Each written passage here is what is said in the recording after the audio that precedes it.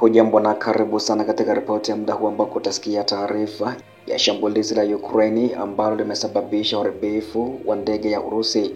Kwa muda mchache ambao umekwisha kupita, rais kutoka nchini Ukraine ameweza kuthibitisha hivyo. Rais wa Ukraine Bwana Volodymyr Zelensky alisema mnamo Mei 3 ya kwamba jeshi la Ukraine liliweza kuharibu tena ndege ya pili ya kijeshi ya Urusi ndani ya muda wa saa 24 zilizokwisha kupita baada ya kushambulia uwanja wa ndege wa kijeshi huko Crimea inayokaliwa na Moscow. Mgomo huo unafuatia kudunguliwa kwa ndege ya kivita ya Urusi aina ya Su-30 mapema kabisa siku ya jana Jumamosi na ndege isiyo na rubani. Shirika la kijasusi la kijeshi la Ukraine maarufu kama HUR liliweza kuripoti hivyo. Shambulio hilo liliashiria uharibifu wa kwanza kabisa duniani wa ndege ya kivita iliyofanywa na ndege isiyo na rubani. HUR ilisema hivyo. Inasemekana ya kwamba mpiganaji huyo wa timu nyingi Su-30 mwenye thamani ya takribani dola milioni 50 alishambuliwa angani na kuanguka baharini. Zelensky alisema ya kuwa anawashukuru vijana wake ambao wanaongeza uwezo wa masafa marefu wa Ukraine angani pamoja na baharini. Kudunguliwa kwa ndege ya kijeshi ya Urusi na ndege yao isiyo na rubani kulikuwa kuzuri sana, uthibitisho wa uwezo wa Ukraine. Zelensky aliyasema hayo wakati wa hotuba yake ya jioni siku ya jana Jumamosi. Zelensky pia hakutoa maelezo ya ziada kuhusu ndege hiyo mpya iliyoharibiwa na kuongeza kuwa maghala ya kijeshi yaliweza kuharibiwa pia. Katika shambulio hilo, jeshi la Ukraine pia halijatoa maoni hadharani kuhusu maelezo ya shambulizi hilo. Ukraine iliweza kuzindua mfululizo wa mashambulizi ya ndege zisizo na rubani kuelekea Crimea inayokaliwa kwa mabavu mnamo Mei 3, huku jeshi la wanahewa la Urusi likidai kuwa liliweza kunasa ndege nyingi zisizo na rubani takribani 89 katika eneo hilo pamoja na ndege nyingine 23 zisizo na rubani kwenye bahari Nyeusi. Kiev mara kwa mara huzindua mashambulizi ya ndege zisizo na rubani na makombora kuelekea huko Crimea inayokaliwa na Urusi, eneo ambalo pia Moscow iliweza kulitoa katikati ya mapinduzi ya Euromaidan ya mwaka 2014. Pia kiongozi huyo wa Ukraine Volodymyr Zelensky alionya kuwa Kiev haiwezi kuhakikishia usalama viongozi wa dunia wanaohudhuria sherehe za Mei 9 huko mjini Moscow, ambako rais huyo alitupilia mbali pia pendekezo la Urusi la kusitisha mapigano kwa siku ya ushindi kama maonyesho kwa nchi hiyo. Rais wa Urusi Vladimir Putin mapema alitangaza kusitisha kwa siku 3 kwa upande mmoja katika operation za kijeshi kuanzia Mei 8 na kuendelea kupitia maadhimisho ya siku ya ushindi wa vita vya kidunia vya pili, akitaja sababu za kibinadamu, ambako waziri wa mambo ya nje wa Urusi Sergei Lavrov alielezea hatua hiyo kama uwezekano wa mwanzo wa mazungumzo moja kwa moja na Kiev bila masharti, ambako Kiev hata hivyo ilikataa kusitisha mapigano hayo.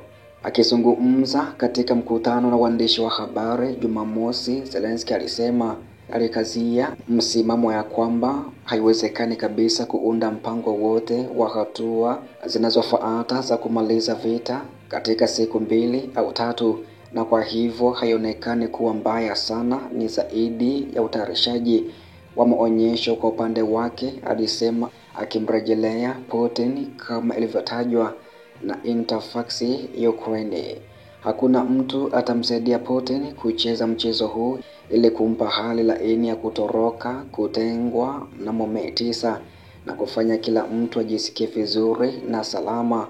Wale viongozi, marafiki au washirika wa Putin ambao watakuja Kremlin Square huko tuko vitani, au Putin anaonyesha kuwa yuko tayari kwa usitishaji mapigano, Zelensky alinukuliwa hivyo. Alidai ya kuwa Kiev iko tayari kutangaza kusitisha mapigano wakati wowote, ili mradi tu pande zote mbili zitakubali ya kwamba itadumu kwa angalau siku 30. Mnamo Machi, inakumbukwa Urusi na Ukraine zote zilikubaliana kusitisha mapigano kwa muda wa siku 30 na upatanishi wa Marekani unaolenga kusitisha mgomo wa miundombinu ya nishati baina mwa nchi hizo.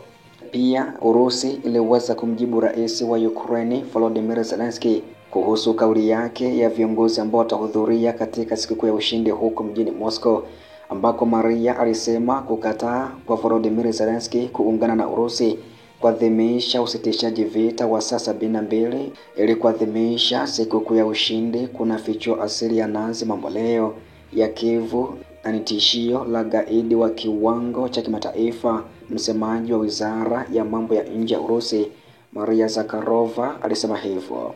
Matamshi ya Zelensky kwa mara nyingine tena yanathibitisha asili ya Nazi mamboleo ya utawala wa Kivu ambao umegeuka kuwa kundi la kigaidi. Zakharova amenukuliwa hivyo.